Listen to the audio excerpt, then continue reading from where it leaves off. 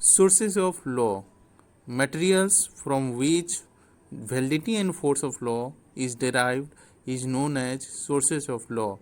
Whatever there may be a materials, a judge has to determine a case, dispose of the case, adjudicate a case based on certain material. These materials may be statute, judicial precedents, custom, opinion of legal experts, and jurists. In other words, judge has to decide a case on the basis of statute, judicial precedents, custom, opinion of legal experts, jurists. So, these all are sources of law. These may be domestic source of law and international sources of law.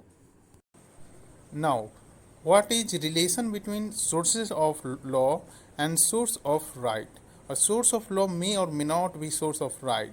The Consumer Protection Act 1986, the Minimum Wages Act 1948, the Protection of Human Rights Act 1993 are some of examples which are sources of law that legally constitute source of right, whereas the decision of inferior court is not a source of law, but it is certainly a source of right.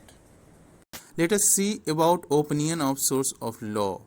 According to Salvant, all sources of law are divided into two categories: legal sources of law and historical sources of law.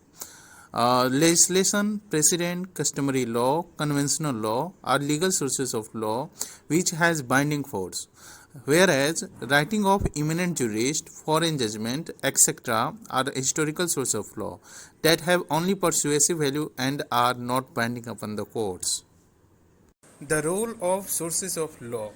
The role of custom as a source of law is diminishing day by day because society is changing fast.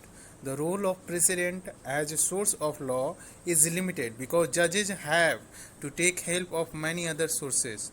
However, the role of legislation is increasing day by day because one source of law may prevail over the other source of law.